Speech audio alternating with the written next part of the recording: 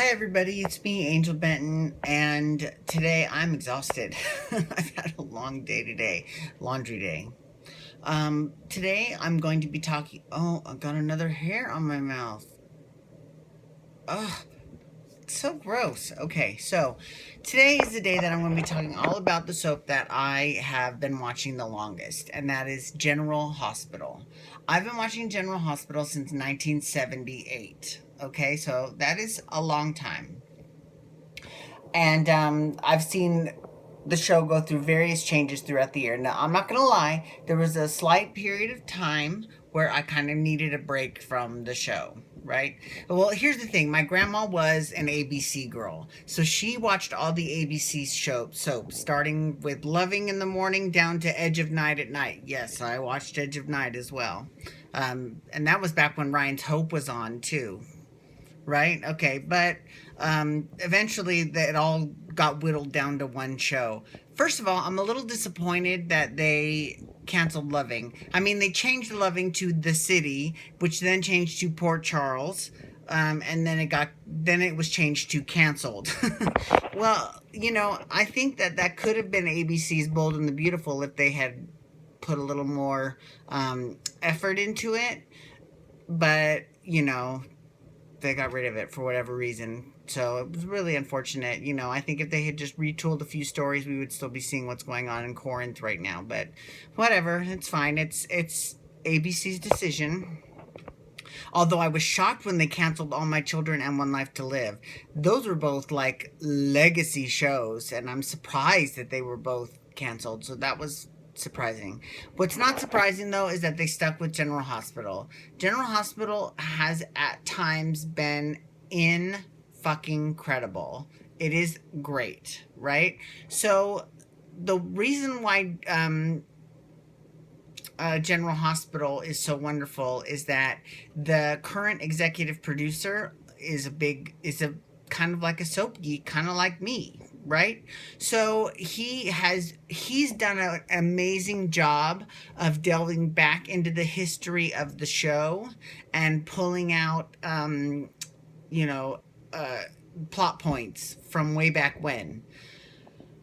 Now, there are some characters on the show, though, who have not benefited from any of the current executive producers' not meddling, input, right? Because their backstories have become so convoluted by previous regimes. For example, Franco. I mean, I know that it's been explained time and time again, but first of all, I love Roger Howarth. I think he's great.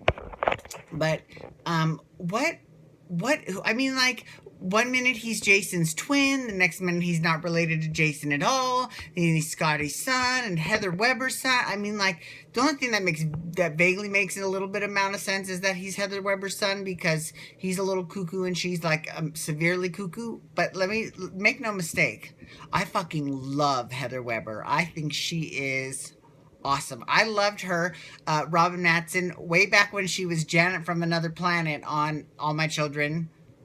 Awesome. She was so good. She was so good.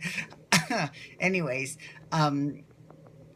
so that's one of the characters that it's like, what is going on with you? I don't get it. One of the things that I'm enjoying about the show, well, here's another character that's had a lot of tweaks to his past, is Jason.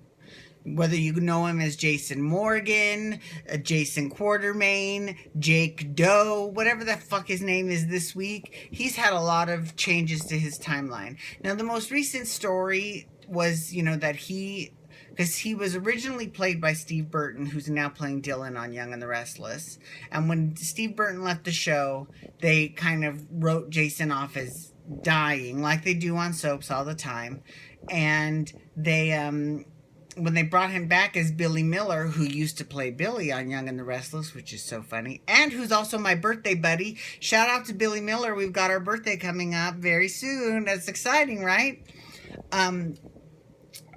They gave him amnesia. And he just thought he was Jake Doe. He didn't know who he was. He didn't know he was really Jason because he'd undergone surgery, so no one recognized him. Blah, blah, blah. The same old thing, right? So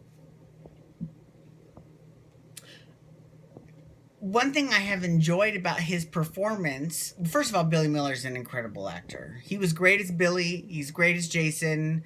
I'm sure he'd be great as a piece of dirt on the ground. He'd be great. I mean, he's just whatever. He can act the shit out of anything. So, as Ramona from the Housewives of New York would say, "Caduce to you, Billy Miller."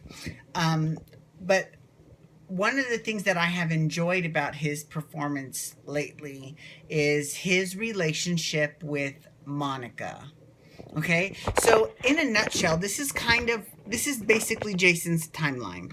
Jason was the younger brother of AJ Quartermain. And while AJ Quartermain was all about, fast cars and fast women and, that type of lifestyle, the rich kid lifestyle, Jason was very straight laced and proper. And, then they got into the two of them were in this car that AJ was driving, and he was drunk, and they got into a big car accident, and Jason lost his memory. And from that point forward, he didn't want to associate with the Quartermains anymore. He just something inside him just snapped, and he was like, so he started using his mother's maiden name, Morgan, which was Monica's name.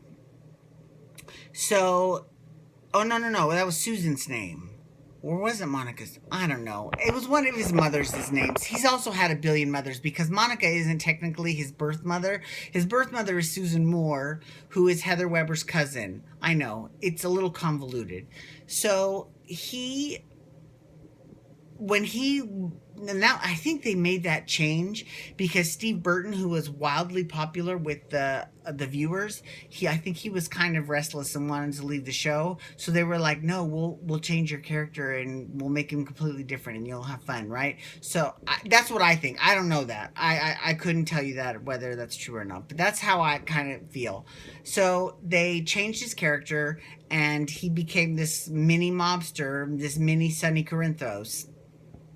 And, he didn't really engage with Monica that much, right? The whole Quartermain family, he wasn't really, keen on.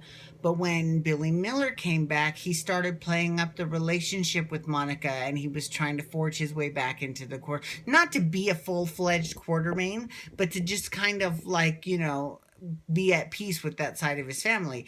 I think that's great. I loved and all the writing between Monica and Jason, I love it. My lips look really shiny today. I just got out of the shower. I'm not wearing any lip gloss or anything. So I love that. I love their relationship. And let's talk about Monica, and let's talk about Tracy. They are the best on the show. They are incredible. Leslie Charleston, who plays Monica, and Jane Elliott, who plays Tracy Quartermain, they are both incredible, amazing, fierce actresses. I mean, and not just they're good with the dramatic stuff, but they're both hilarious too, especially when they have scenes with each other. It's obvious that they care about each other because Monica's Tracy's sister-in-law. She was married to Tracy's brother, Alan, who's now dead. Rest in peace, Alan Quartermain. I love me some Alan Quartermain. Alan Quartermain was played by Stuart Damon, who also played Prince Charming in the original TV musical of Cinderella. Or was he in Once Upon a Mattress? I don't know.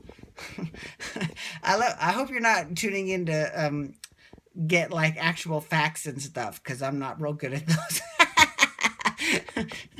Oh well. So today's show is I ran out of spiced rum yesterday, so today I'm just going with the regular Bacardi light rum. And it's fine. That works just as good. So anyways, I'm really excited about General Hospital. I really like the show a lot. I think it's really hit its groove. And Michelle Stafford. Okay, let's talk about Michelle Stafford real quick. She plays Nina Reeves, one of the newer characters, and some of the newer characters are pretty good. I love Liesl Obrecht. I know people can't stand her, but I love her. I think she's awesome. I love Nina. I love Nina's brother, Jay. She calls him Jay. And I love, his name's Nathan on the show. But I love them. I love Dr. Hamilton Finn and I love Hayden Barnes. So I really like the fact that they have been able to mix all the old characters in with the new characters. I mean, that is really the way that it should be done. Days of Our Lives, please take note, because because the problem with Days of Our Lives, and this is kind of going off topic a little bit, but the problem with Days is that, they have a lot of people that are clamoring for their old veterans, which is understandable, right?